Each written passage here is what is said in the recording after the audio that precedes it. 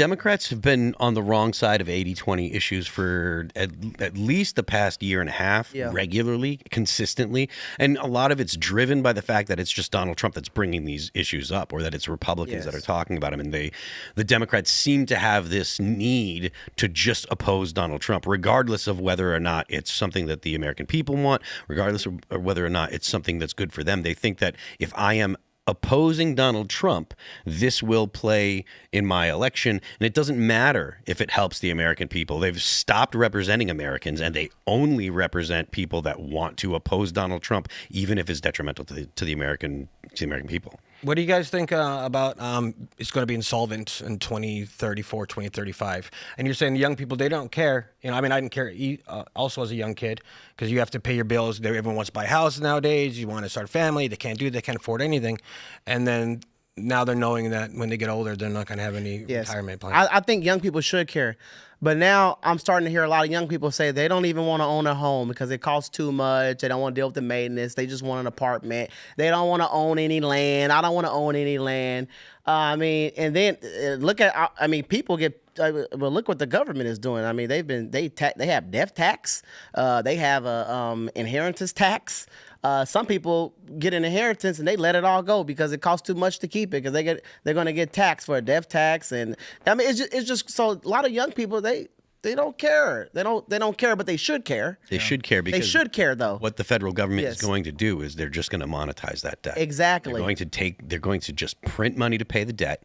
And that's going, if you think the inflation in the past couple years has been bad, wait until they're trying to inflate away 50 trillion or 75 trillion, because right now it's 37 trillion. Yes. Yeah. By 2033, it'll easily be 60 trillion, 70 trillion, 75 trillion.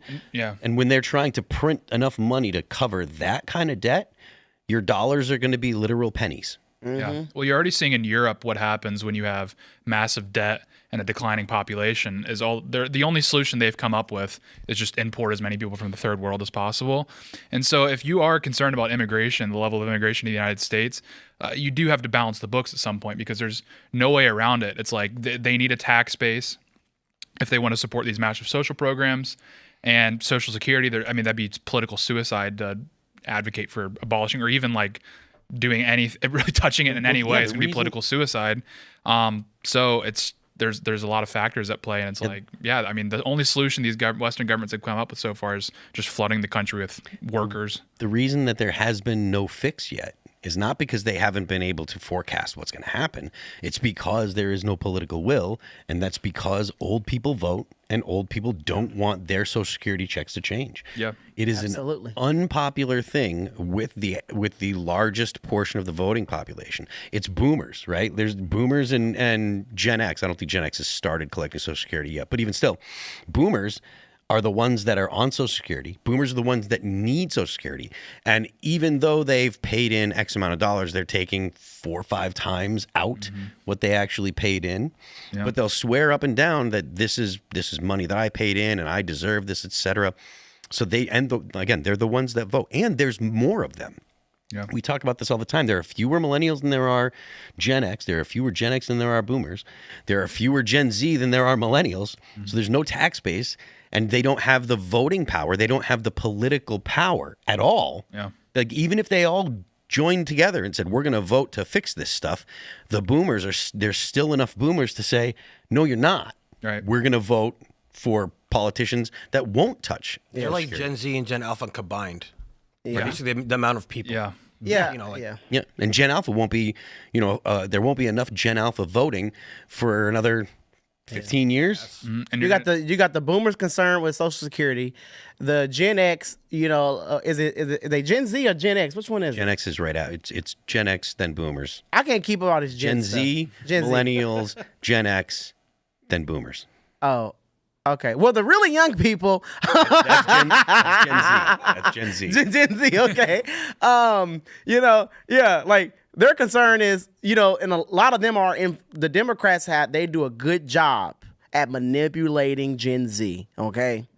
They have gotten a lot of them to hate Donald Trump for absolutely no reason they can't even explain to you.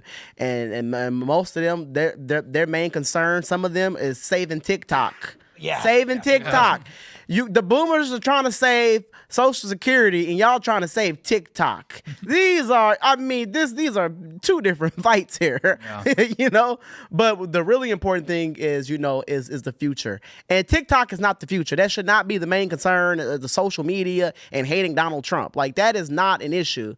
Like you need to be focused on your future. About your Social Security and how you're gonna be able to feed your children and even have a family and take care of a family. That is what is important, and we got to get the young people to understand that. Well, the thing with Gen Z is you have this generalized nihilism among the entire generation, which is why you see candidates like Zoran get massive support. And it's not even because Gen Z has a particular draw to like Marxism or that sort of thing. It's just Gen Zers are so nihilistic and so dissuaded with the system that they've gone radical either way. And there's really like if you're Gen Z and you're a centrist, that's like cringe. When Gen Z thinks of someone like Mamdani, they're not thinking of, or when they talk about socialism or communism, right? They're not thinking of Lenin, Mao, and Stalin. Yeah. They're thinking free healthcare and everyone should get healthcare. They're thinking about Canada. Well, and they kind of it's kind of true. And as much as it sounds nice, it's not even working in Canada because Canada has long waits for care, and they have made medical assistance in dying and they're paying huge taxes. Yeah, they're paying over 50%. All these countries overseas are healthcare paying 53% of their income. Yeah, but I mean, and there are a lot of Gen Z that are like, well, I would pay that if I had healthcare, if I didn't have to worry about it. But the thing is, most people in Gen Z don't really need healthcare. Thanks for checking out this clip from Timcast IRL. Make sure to watch the show live Monday through Friday at 8 p.m. Subscribe to this channel, and we will see you all there.